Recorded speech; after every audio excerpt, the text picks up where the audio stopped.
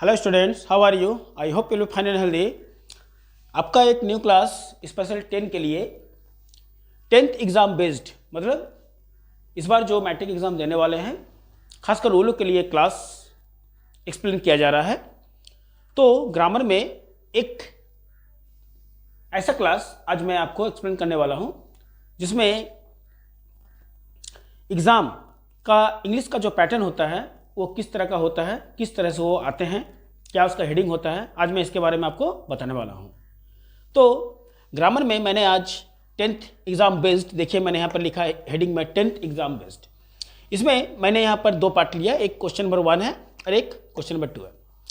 इसमें आपका जब आप एग्ज़ाम दे रहे हैं, एग्ज़ाम पेपर में आपका इस तरह से हेडिंग लिखा रहता है कि fill in the blanks with suitable modals given below, मतलब ये मॉडल से रिलेटेड है। मॉडल क्लास मैं पहले भी ले चुका हूँ, आप उस क्लास को भी देख सकते हैं।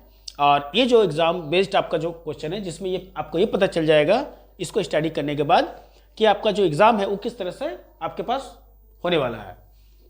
तो देखिए एग्ज़ाम पेपर में इस तरह से लिखे रहते हैं कि fill in the blanks with suitable modals given below. उसके बाद आपके पास ABC करके आपके पास 3 पॉइंट यहाँ पर आपको दिए जाएंगे, तीनों का यहाँ पर आंसर लिखा रहेगा। आपको यहाँ पर सुटेबल मतलब आपको शूट करना कि कौन सा इसमें सही रहेगा, कौन सा इसमें शूट करेगा, आपको ये बताना है।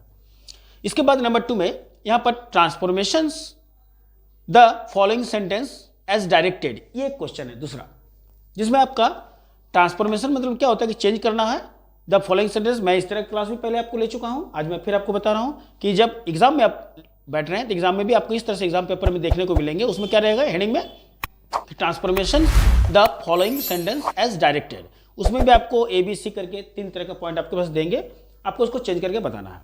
पहले इसको समझते हैं। देखिएगा इसमें आपको फिल इन द ब्लैंक्स जो आपके पास लिखा हुआ है with suitable modals given below, इसमें कैन, शुड और मे आपके पास आया हुआ है।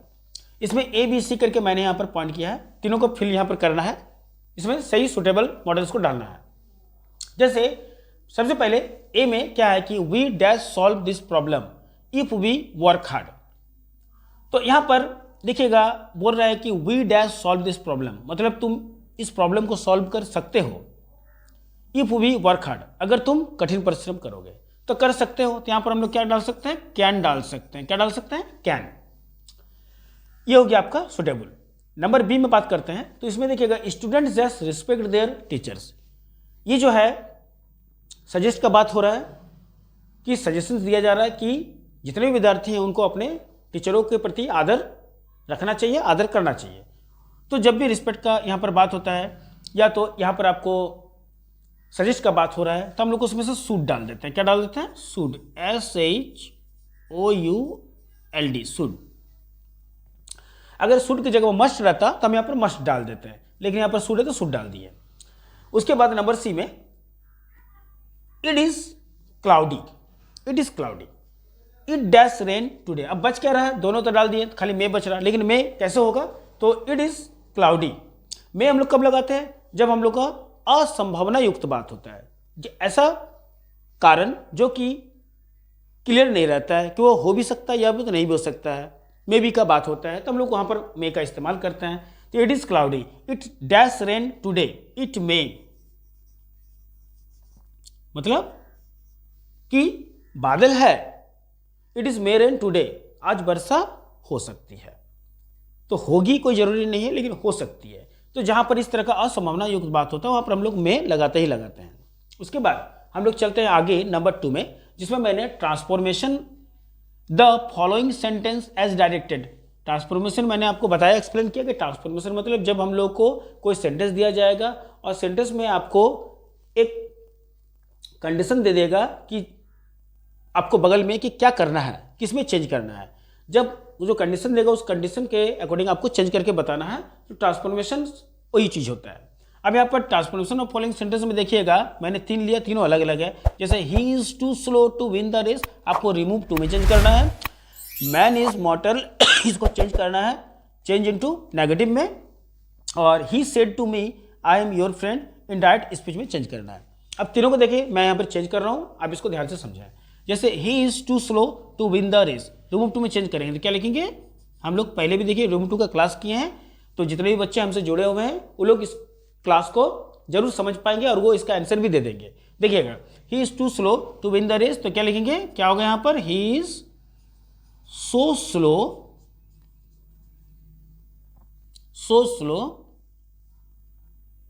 टू की जगह में हम लोग सो लगा देते हैं, so slow that he can not win the race.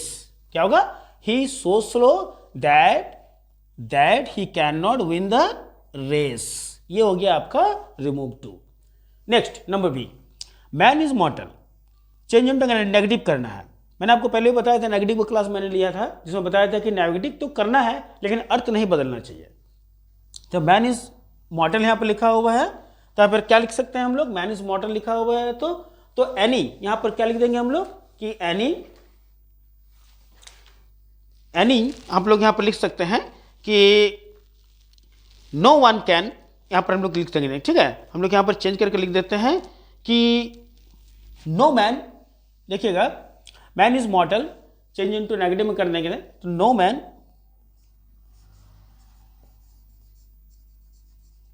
Man is immortal. क्या लिखेंगे, नो मैन इज इमॉर्टल।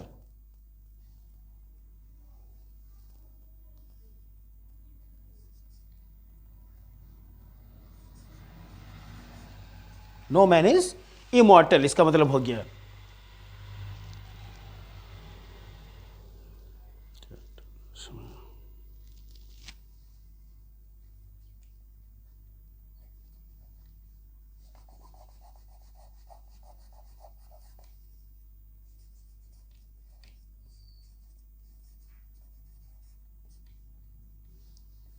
देखिएगा यहां पर नो मैन इज इमॉर्टल जो हम लोग लिख रहे हैं, मॉर्टल का मतलब होता है मरणशील और इमॉर्टल का मतलब होता है अमर। तो यहां पर देखिए इसका हिंदी में समझते हैं कि मैन इज मॉर्टल मतलब आदमी जो है वो मरणशील है। हम इसको चेंज करें नेगेटिव में, तो नो मैन इज इमॉर्टल मतलब कोई भी आदमी अमर नहीं है।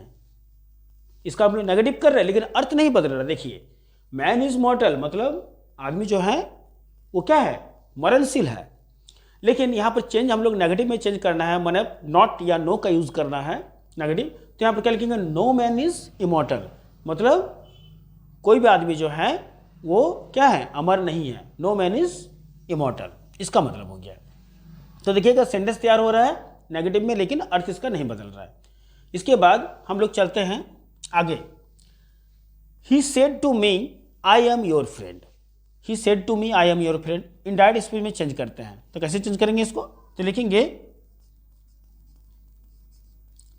सेड को हम लोग टोल्ड में चेंज कर देते हैं। ही टोल्ड मी, मैंने आपको बोला था कि सेड के बाद टू रहेगा, तो हम लोग उसको टोल्ड में चेंज करते हैं। ही टोल्ड मी, दैट लगाना पड़ेगा, दैट सेड है, यहां पर एम है तो ये आई जो है ही के अकॉर्डिंग यहां पर कन्वर्ट हो जाएगा ही में, और यहां पर सेड पास्ट है तो पास्ट लग जाएगा। ही वॉज, क्या लिखेंगे, ही told me that he was, ये और जो हो जाएगा कन्वर्ट होगा माई में, और ये हो जाएगा फ्रेंड। क्या लिखा जाएगा, he told me that he was my friend. देखिए ये इनडायरेक्ट स्पीच में चेंज हो गया। He said to me I am your friend, he told me that he was my friend. ये हो गया आपका इनडायरेक्ट स्पीच में चेंज। तो आज का क्लास आपको कैसा लगा जरूर बताएं। अगर वीडियो अच्छे लग रहे हैं तो लाइक करें, कमेंट करें, और किसी तरह का कोई प्रॉब्लम हो, अगर किसी तरह का कोई क्यूरियोसिटी आपका मन में रहे तो आप ज़रूर उसको पूछें।